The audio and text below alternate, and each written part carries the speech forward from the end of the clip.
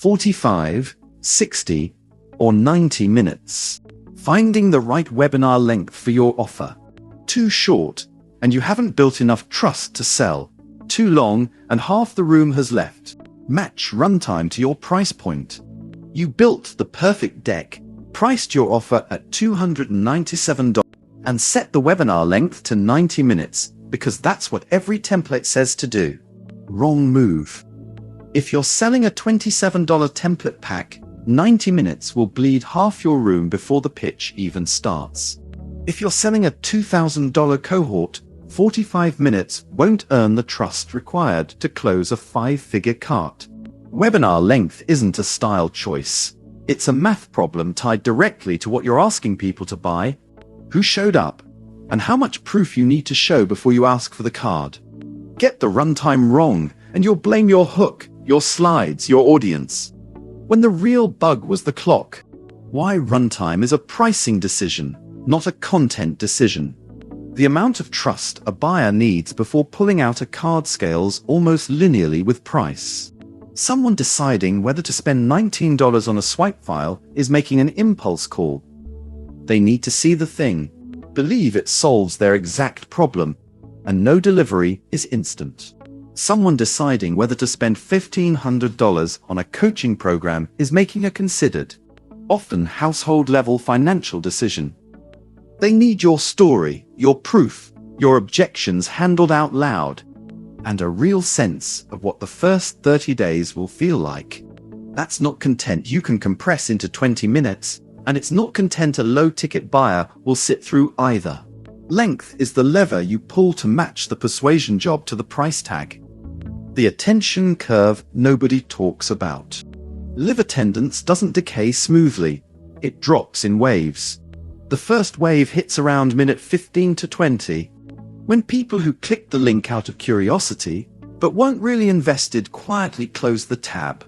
The second wave hits near minute 45 to 55, when the content-only crowd, the folks who came to learn, not to buy, has gotten what they wanted and leaves before the pitch. Whatever your total runtime, your strongest proof, a case study, a live result, a testimonial screen share, should land right before each of those cliffs, not after.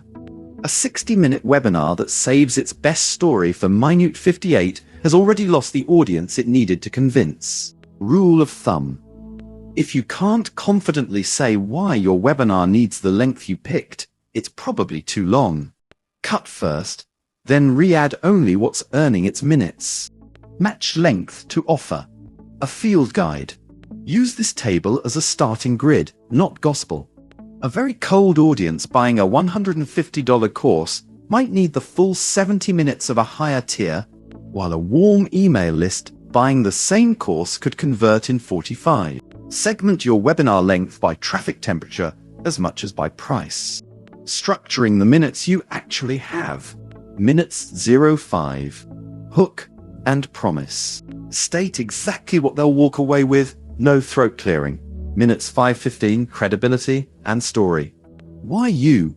Why now? One specific result you or a client achieved. Middle block, scales with total length.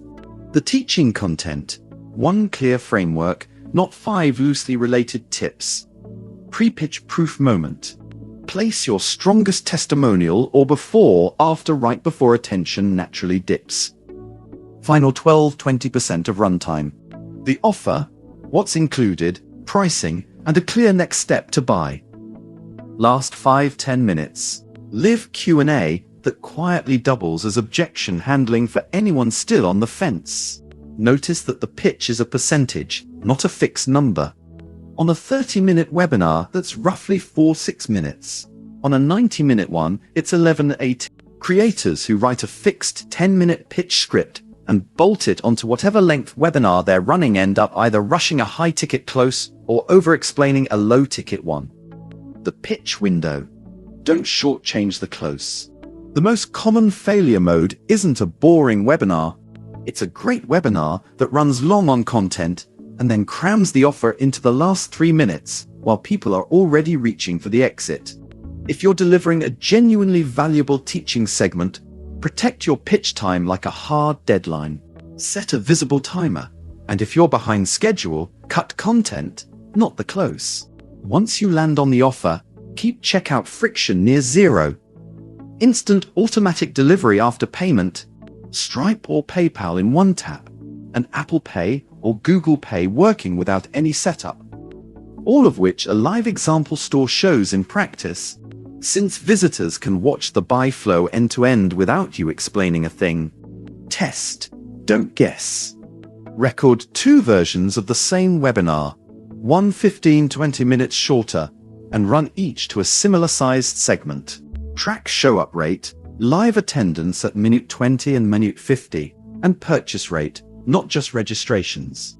Use a discount code unique to each version's checkout link so you can see which length actually drives revenue, not just clicks. Check replay vs live conversion separately. A webinar that's too long-lived sometimes converts fine on replay because viewers can skip ahead.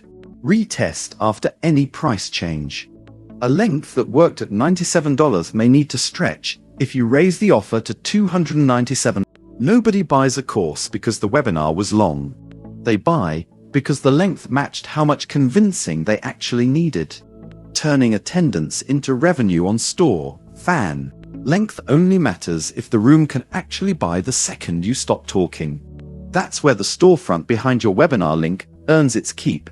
Create your store once, list your webinar seat, course, or coaching call as a product, and share a single store. Fan username link everywhere, your registration page, email reminders, the chat during the live call. Every purchase triggers instant delivery, so a webinar warm buyer gets their course access, download, or meeting link the moment they pay, while excitement is still fresh. Discount codes and the customer list make it easy to segment who bought from the 45-minute version versus the 90-minute one. And broadcast emails let you follow up with anyone who attended but didn't convert live. All without stitching together 5 separate tools on store.fan. Once you've got a length that converts, keep the system light. Check pricing to see which plan fits your sales volume. 0% platform fees on paid plans means longer. Higher ticket webinars keep more of what they earn. And if you're unsure how a feature works before your next live session, the FAQ covers most setup questions in under a minute. For anything it doesn't answer, you can always contact support directly rather than guessing the night before a launch. Key takeaways. Runtime should scale with price. Sub $50 offers want 20 to 30 minutes. $50 $300 wants 40-60. $300 plus wants 70-90. Attention drops hardest around minute 20 and again near minute 50. Put your biggest proof moments right before those cliffs. Budget 12-20% of total runtime for the pitch itself. Rushing the last 10 minutes is the single most common webinar mistake. A tight live session paired with a replay outperforms one bloated live call. The replay is where your patient buyers actually convert. Never assume your evergreen webinar is done. Test 2 lengths for the same offer before you lock a funnel in for months. Start your creator store free at store.fan.